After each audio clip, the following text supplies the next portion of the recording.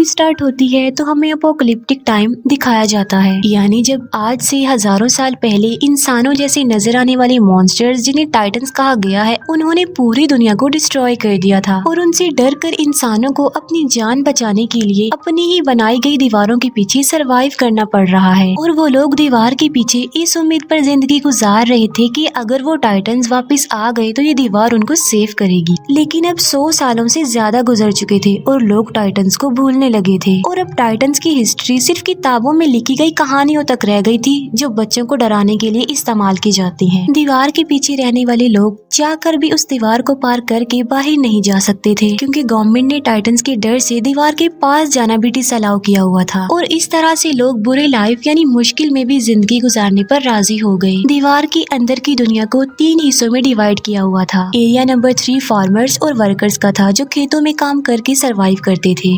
Area number 2 industrial था, जहाँ पर फैक्ट्रीज लगाई गई थी। और एरिया 1 प्राइमरी था, जहाँ पर अमीर लोग पूरे सिटी को कंट्रोल कर रहे थे और किसी को भी एक एरिया छोड़कर दूसरे एरिया में जाने की इजाजत नहीं थी। एरिया नंबर 3 में रहने वाला एक लड़का जिसका नाम एरिन था, वो काफी टैलेंटेड था और वो टाइटन से डर कर 4 दीवारी में प्रिजनर्स की तरह जिंदगी नहीं गुजार सकता था, क्योंकि उसमें हमेशा कुछ बड़ा करने की लगन होती है और उसकी डिजायर थी कि वो बाहर की दुनिया को एक्सप्लोर करे। और अपनी इस ख्वाहिश को वो अपने फ्रेंड्स के साथ भी शेयर करता है, क्योंकि वो टाइटन्स पर बिलीव नहीं करता था। वो यही सोचता था कि टाइटन एग्जिस्ट नहीं करते और उसे लगता था कि लोग टाइटन से डरते हैं, इसीलिए यहाँ पर छुपे हुए हैं। इसके साथ साथ एरिन का जो मेल फ्रेंड होता है वो भी काफी टैलेंटेड होता है और किसी भी आम इंसान को कोई एक्सपेरिमेंट्स करने की इजाजत नहीं थी, क्योंकि गवर्नमेंट का मानना ये था कि अगर इंसान अपनी सक्सेस के लिए कुछ करेगा तो वो गलत करेगा। वहीं पर एक लड़की जिसका नाम मिकासा होता है, एरिन और वो दोनों एक दूसरे को काफी लाइक करते थे और वो एरिन के साथ एक हैप्पी लाइफ गुजारना चाहती थी। एरिन का फ्रेंड उससे मिलने जाता है और तभी वो एक अननोन पर्सन से टकरा जाता है, लेकिन वो उस पर ज्यादा ध्यान नहीं देता और उसे इग्नोर करता है। एरिन खुद को उस जगह पर पाकर काफी लकी फील करता था, क्योंकि वो दूसरी साइड वाले लोगों की दुनिया को देख सकता था। वो जगह एरिन की इसलिए भी फेवरेट थी क्योंकि वहाँ पर बॉम्ब मशीन पड़ी हुई थी और डर की वजह से कोई भी वहाँ पर नहीं आता था। और एरिन इस बार इरादा कर लेता है कि वो दूसरी साइड वाली जगह पर जाएगा, चाहे कुछ भी हो जाए।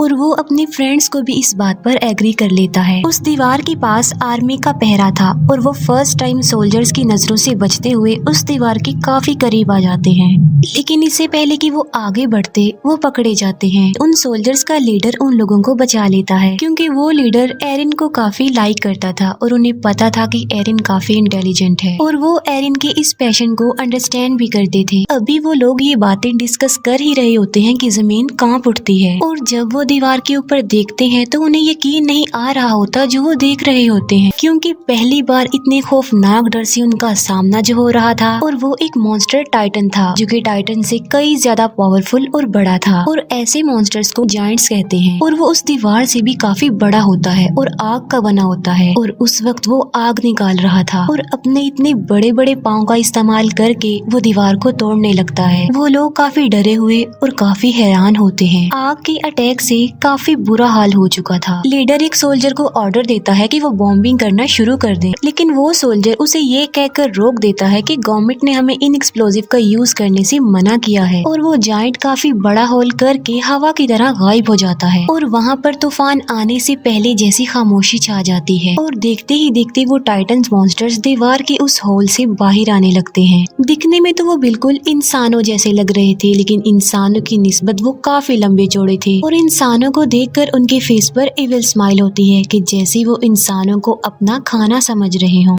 वो लीडर टाइटन्स पर बॉम्बिंग करने में कामयाब हो जाते हैं, लेकिन उन्हें ये नहीं पता था कि ये टाइटन्स इटर्नल हैं, यानी ये एक ऐसे मॉन्स्टर्स हैं जिन्हें कभी नहीं मारा जा सकता। और टाइटन्स की बॉडी की जख्मी पार्ट्स खुद ब खुद रिस्टोर होने लगते हैं। अब क्योंकि टाइटन्स तादाद में काफी ज्यादा थे तो वो लोगों को चारों तरफ से घेर लेते हैं और इंसान उसके आगे काफी छोटा दिख रहा था। और वो इंसानों को ऐसे समझ रहे थे कि जैसे इंसान पाँव में आने वाले कीड़े मकोड़े चूंटियां हैं जिन्हें मसल दिया जाए, खेलने वाले खिलौने हैं और यही नहीं बल्कि इंसान उनके लिए किसी बारबेक्यू से कम नहीं थे, क्योंकि वो उन्हें ऐसे ही पकड़ पकड़ कर खा रहे थे। सोल्जर्स इतने ज्यादा डर जाते हैं कि वो टाइटन्स का खाना बनने से ज्यादा सुसाइड को प्रेफर करते हैं और अपने आप को मार डालते हैं। टाइटन्स ने पूरे सिटी में तबाही मचा दी थी। लोग या तो टाइटन्स का शिकार होकर या लोगों की अफरा तफरी में कुचलकर मरने लगते हैं और उन लोगों को अपनी जान बचाने के लिए सिर्फ एक ही जगह मिलती है, जो कि सिटी का बहुत बड़ा हॉल था। लोग सिर्फ खुद को सेव करने के लिए दूसरों की जान की परवाह किए बगैर जबरदस्ती अंदर घुसने लगते हैं और एरिन और मिकासा भी खुद को सेव करने के लिए ऐसा ही करते हैं। मिकासा एक छोटे बच्चे को उसकी माँ के साथ देखती है तो उसे उन लोगों पर तरस आता है और वो उस बच्चे को सेव करने की वजह से बाहर ही रह जाती है और एरिन लोगों की भीड़ में घसीटते हुए हॉल के अंदर चला जाता है और हॉल का दरवाजा बंद कर दिया जाता है। एरिन उस हॉल के डोर को खोलने की कोशिश करता है, लेकिन लोग उसे ऐसा करने से मना कर देते हैं। मिकासा ने उस छोटे बच्चे को पकड़ा होता है और एक टाइटन मिकासा की तरफ ही आ रहा होता है। एरिन जो कि मजबूर होता है और कुछ भी नहीं कर पाता और टाइटन मिकासा और उस बच्चे दोनों को निगल जाता है और अचानक से वहाँ पर खामोशी छा जाती है। एरिन किसी तरह जबरदस्ती करके उस हॉल से बाहर आ जाता है और वो देखता है कि जिस हॉल में सर्वाइवर्स छुपे हुए हैं, टाइटन्स उस हॉल के चारों तरफ से घेरे हुए खड़े हुए हैं और टाइटन्स उस हॉल की छत को तोड़कर लोगों को खाने लगते हैं और तेजी से लोगों का खून बहने लगता है जैसे खून की नदी बह गई हो। हालात से तंग एरिन सिटी की तरफ आगे बढ़ जाता है। इसके बाद हम 2 साल बाद के टाइम को देखते हैं, जहां हमें एरिया 2 यानी इंडस्ट्रियल एरिया दिखाया जाता है। ये लोग सेफ थे क्योंकि मजबूत दीवार की वजह से जायंट के हमले से बच गए और जो लोग पिछले हमले के सर्वाइवर्स थे वो भी यहाँ आकर बस गए, क्योंकि एरिया 3 यानी लेबर्स एरिया में अभी भी टाइटन्स थे। अब क्योंकि उस एरिया में आने से लोगों की आबादी बढ़ गई थी तो खाने पीने की किल्लत पड़ जाती है, लोग भूख की वजह से मरने लगते हैं। अब एरिया 3 के बाकी सर्वाइवर्स के पास बचने का सिर्फ एक ही रास्ता था और वो था अपने एरिया को टाइटन से बचाने का, यानी टाइटन्स का मुकाबला करके वो अपने एरिया को बचा सकते हैं। टाइटन से लड़ने के लिए सोल्जर्स की एक टीम तैयार की जाती है जिनको 2 साल की सख्त ट्रेनिंग दी जाती है। अब इसमें एरिन और उसका फ्रेंड भी पार्टिसिपेट करते हैं क्योंकि मिकासा की मौत का बदला लेना चाहते थे वो लोग। एरिन को मिकासा की डेथ पर गिल्ट था कि उसने मिकासा को नहीं बचाया। उन लोगों को एक कमांडर लीड कर रहा था जिसका नाम कुबाल था। कमांडर कुबाल प्लान बनाता है कि वो अपने मिशन के लिए रात के अंधेरे में निकलेंगे। उनका मिशन ये था कि वो एरिया 3 के बड़े होल जहाँ से वो टाइटन्स आए थे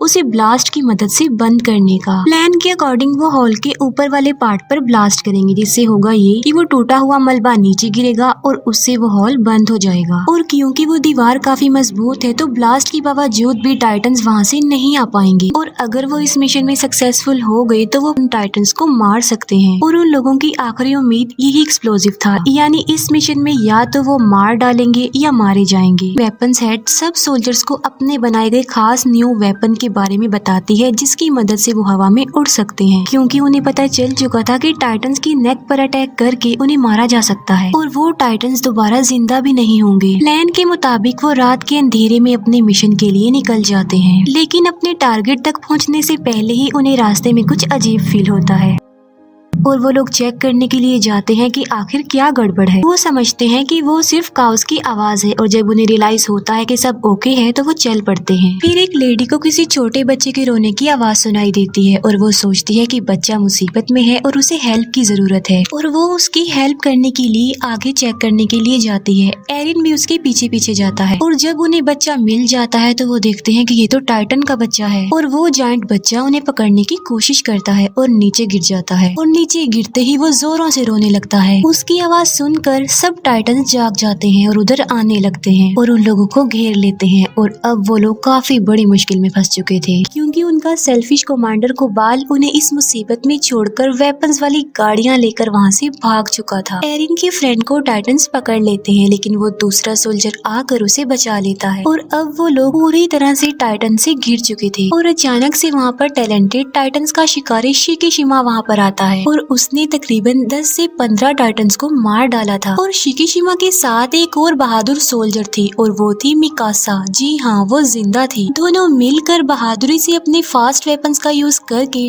टाइटन्स को मार डालते हैं। टाइटन्स को मारने के बाद वो अपने टारगेट यानी दीवार के उस होल के पास जाते हैं, लेकिन हैरत की बात ये थी कि मिकासा एरिन को अपने कोई भी फीलिंग्स नहीं दिखा रही थी क्योंकि उस इंसिडेंट के बाद वो सिर्फ अपना बदला लेना चाहती थी। मिकासा को वो टाइटन निगल चुका था लेकिन शिकीशिमा ने उसे बचाया और टाइटन से लड़ना सिखाया। टाइटन से लड़ने का एक सीक्रेट बताता है कि अपने गुस्से को आजाद छोड़कर टाइटन्स पर टूट पड़ो और मुकाबला करो। वो एक बात और बताता है कि इंसान का दुश्मन टाइटन से ज्यादा डर है, जो कि उसे छिपने पर मजबूर करता है। तभी उनका सेल्फिश कमांडर कुबाल वहाँ पर आता है। वो कहता है कि मिशन के लिए जो फास्ट वेपन्स हमने यूज करनी थी वो हमारी सीक्रेट जगह पर नहीं मिले, बल्कि वो अंडरग्राउंड केव्स में थे और मैं उन एक्सप्लोजिव्स को खोना नहीं चाहता था, इसीलिए मुझे जाना पड़ा, क्योंकि हम में कोई तो चीटर है जो वो वेपन चुरा सकता था और एक्सप्लोजिव को खोने का रिस्क वो नहीं ले सकते। वो लोग वेपन्स को लोड करने लगते हैं, लेकिन टाइटन्स उनकी आवाजों को सुन लेते हैं और अचानक वो टाइटन्स 2 लोगों को खा जाते हैं। वो सब लोग काफी घबरा जाते हैं, लेकिन लालची लीडर को एक्सप्लोजिव की पड़ी हुई थी और कोई चोर उनके वेपन्स एक्सप्लोजिव से भरी हुई गाड़ियां चुरा कर ले जाता है। और एक लेडी जिसके हस्बैंड को टाइटन्स खा चुके थे, गुस्से में आकर वो उस चोर से एक्सप्लोजिव वाली गाड़ी छीन लेती है और एक्सप्लोजिव को बचाए सेव करने के वो उसमें आग लगा देती है और अपने हस्बैंड का रिवेंज लेने के लिए टाइटन्स के बीच में ट्रक को क्रैश कर देती है। लेकिन इतने हैवी ब्लास्ट से भी टाइटन्स को कुछ नहीं होता, लेकिन उनकी आखिरी उम्मीद एक्सप्लोजिव भी अब खत्म हो चुका था। कुबाल भी उन्हें मरने के लिए मुसीबत में छोड़कर चला जाता है और वो लोग टाइटन्स के बीच में बुरी तरह से फंस चुके थे।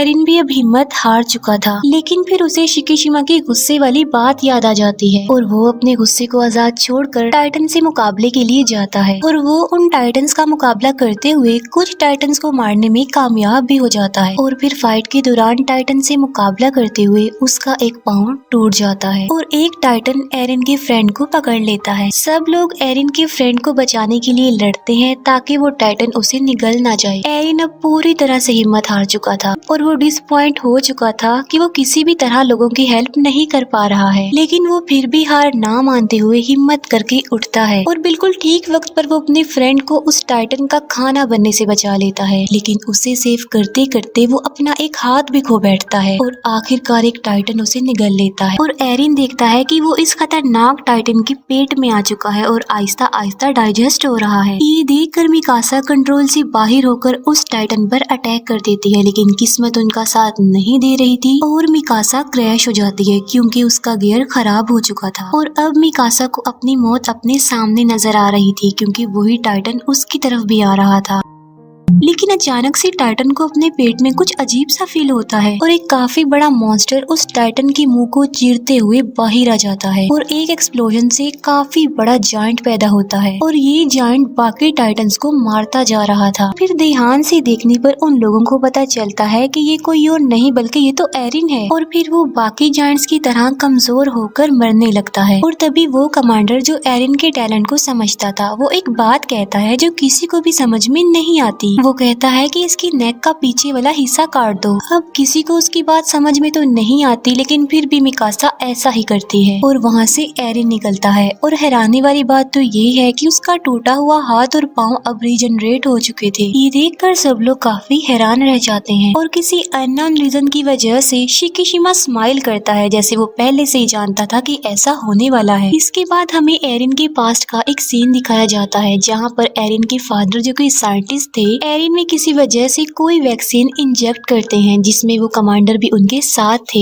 एरिन की मदर उन लोगों को ऐसा करने से मना करती है, जिसके जवाब में वो कहते हैं कि इस वैक्सीन की वजह से एरिन बड़े होकर लोगों की जिंदगी बचाने में एक बड़ा रोल अदा करेगा। इतनी ही देर में कुछ गवर्नमेंट ऑफिसर्स उनके दरवाजे पर नॉक करते हैं और एरिन के फादर एरिन और उस कमांडर को एक रूम में छुपा देते हैं। उन गवर्नमेंट ऑफिसर्स में कुबाल भी शामिल था और उन लोगों को पता चलता है कि एरिन के फादर किसी खुफिया एक्सपेरिमेंट्स पर काम कर रहे हैं और आम लोगों को तो किसी इन्वेंशन एक्सपेरिमेंट्स की इजाजत नहीं थी। और पनिशमेंट के तौर पर वो ऑफिसर्स एरिन के पेरेंट्स को अरेस्ट करके ले जाते हैं और साथ ही उनके एक्सपेरिमेंट्स को भी जला दिया जाता है। और यही वजह थी कि वो कमांडर एरिन को इतना लाइक करते थे उसकी इस खूबी की वजह से। और उन्हें ये भी पता था कि इस वैक्सीन की वजह से एरिन और ज्यादा पावरफुल बन गया ताकि वो लोगों की जिंदगियों को सेव कर सके। एरिन की आँख खुलती है तो वो देखता है कि कुबाल ने उसे कैद किया हुआ है। और एरिन को खुद भी इस बात पर यकीन नहीं आ रहा था कि क्या वो वाकई एक जायंट भी बदल गया था, लेकिन साथ साथ उसे खुद पर प्राउड भी फील हो रहा था कि आखिर उसमें एक ऐसी खूबी है जो कि टाइटंस के खिलाफ इंसानों की मदद करने में इम्पोर्टेंट रोल अदा कर सकती है। लेकिन एरिन कोबाल के लिए एक खतरा था जिसकी वजह से वो उसे प्रिजनर बना के रखता है, क्योंकि वो सोचता था कि इंसानों को नए एक्सपेरिमेंट्स और इन्वेंशन करने की कोई जरूरत नहीं है, बल्कि इंसानों को डरपोक बनकर डरते हुए ही उस दीवार के पीछे जिंदगी गुजारनी चाहिए। वो कमांडर जब एरिन की फेवर में बोलता है तब कोबाल उसे शूट करके मार डालता है, लेकिन मरने से पहले वो कमांडर एरिन को एक राज की बात बताता है कि कोबाल ही तुम्हारे पेरेंट्स का कातिल है। ये सुनते ही एरिन और उसके साथी कोबाल के अगेंस्ट हो जाते हैं और तभी अचानक से वहाँ पर पावरफुल जायंट जंप करके आ जाता है और वो आते ही सबसे पहले एरिन को पकड़ लेता है। वो लोग उसे रोकने की कोशिश करते हैं लेकिन वो सबको अपने रास्ते से हटा रहा था। वो एरिन के एक फ्रेंड को भी मारने की कोशिश करता है लेकिन मिकासा उसे ऐसा करने से रोक देती है और ऐसा लग रहा था कि शायद वो मिकासा की बातों को अंडरस्टैंड कर रहा था और वो एरिन को अपने साथ लेकर निकल जाता है और इस सारी फाइट पे कोबाल मारा जाता है। अब क्योंकि एरिन भी उनके पास नहीं था तो उन्हें समझ में नहीं आ रही थी कि क्या किया जाए। फिर एरिन के फ्रेंड को याद आता है कि उनके पास अभी भी एक एक्सप्लोजिव है जिसे वो यूज करके अभी भी अपना मिशन पूरा कर सकते हैं और वो सब लोग बॉम्ब को रिकवर करने के लिए एरिया 3 में चले जाते हैं। एरिन की आंख एक काफी बड़े और अजीब से रूम में खुलती है और उस रूम में कुछ चीजों के अलावा शिकिशिमा भी था और यहाँ पर शिकिशिमा बहुत सी बातों को रिवील करता है कि ये टाइटन्स इंसानों के ही बनाए गए हैं जिनको किसी और ने नहीं बल्कि एरिन के फादर ने ही बनाया था और उन्होंने ये टाइटन्स आर्मी वेपन्स के लिए बनाए थे, लेकिन उनका एक्सपेरिमेंट फेल हो जाता है जिसका बैड इम्पैक्ट ये पड़ा कि वायरस तेजी से इंसानों में फैलता गया और इंसान तेजी से टाइटन्स में बदलते गए और उन्होंने दुनिया में तबाही मचा दी।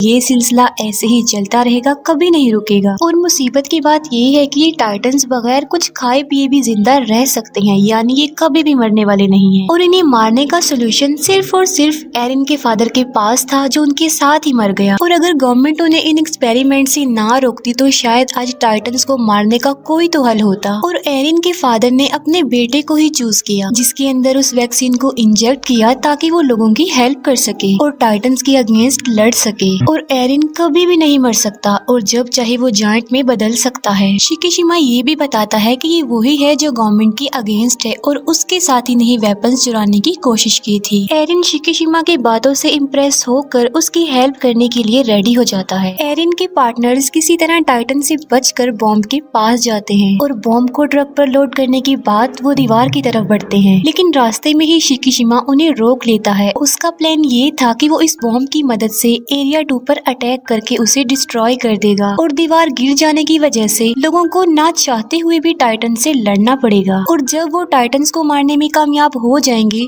तो वो लोग बाद में गवर्नमेंट को ही खत्म कर देंगे, क्योंकि गवर्नमेंट की वजह से ही उन्हें इन हालात का सामना करना पड़ रहा है। लेकिन एरिन और उसके फ्रेंड्स उसकी इस बात पर इसीलिए एग्री नहीं कर रहे थे क्योंकि इसमें बेकसूर लोग मारे जा सकते थे और इसीलिए एरिन और शिकिशिमा में फाइट हो जाती है। शिकिशिमा जल्दी से खुद को मार कर जायंट में तब्दील कर लेता है और यहाँ पर हमें ये पता चलता है कि शिकिशिमा में भी वो खूबी थी कि वो टाइटन बन सकता था और ये वही जायंट था जो एरिन को किडनैप करके ले गया था। और टाइटन बनने के लिए उन्हें अपनी ही जान लेनी पड़ती है और जब वो एक बार टाइटन बन जाते हैं तो उनकी असली बॉडी नेक के पीछे टाइटन वाले रूप को कंट्रोल करती है। लेकिन इन जायंट्स की लाइफ टाइटन्स की निस्बत काफी कम होती है क्योंकि ये वैक्सीन से बने होते हैं, क्योंकि बाकी टाइटन्स वायरस फैलने से बने थे इसीलिए वो नहीं मरते। एरिन और शिकिशिमा के बीच जोरदार फाइट होती है। शिकिशिमा एरिन पर भारी पड़ जाता है लेकिन बाद में एरिन अपनी फाइटिंग स्किल से शिकिशिमा को हरा देता है और एरिन प्लान के मुताबिक बॉम्ब को दीवार के ऊपर वाले पार्ट में ब्लास्ट करने में कामयाब हो जाता है। और तब वो सब हैरान रह जाते हैं ये जानकर कि कोबाल मरा ही नहीं था और वो कहता है कि एरिन को मेरे हवाले कर दो, क्योंकि वो नहीं चाहता था कि कोई भी इंसानों की हेल्प करे, बल्कि इंसानों को डर कर दीवारों के पीछे ही छुपे रहना चाहिए। और गुस्से में आकर एक फीमेल सोल्जर कुबाल को मार डालती है। और यहाँ ये बात भी रिवील हो जाती है कि मूवी के स्टार्ट में हमने जो टाइटन यानी जो किंग जायंट देखा था वो कोई और नहीं बल्कि वो कुबाल था। कुबाल जायंट में बदल कर उनके मिशन को रोकने की काफी कोशिश करता है। तब शिकिशिमा उनकी हेल्प करने पर एग्री हो जाता है और अपनी जान की परवाह किए बगैर बॉम्ब को किंग टाइटन यानी कुबाल की मुंह में घुसा देता है और वहाँ पर एक्सप्लोजन की वजह से किंग टाइटन की मौत हो जाती है और एक्सप्लोजन की वजह से बनने वाले मलबे से वो बड़ा सा होल भी बंद हो जाता है। वो सब लोग काफी खुश हो जाते हैं क्योंकि वो अपने मिशन को अचीव कर चुके थे और एरिन और मिकासा का समंदर और उड़ते हुए बर्ड को देखकर ड्रीम पूरा हो जाता है और उनके ड्रीम के साथ ही मूवी यहीं पर एंड हो जाती है।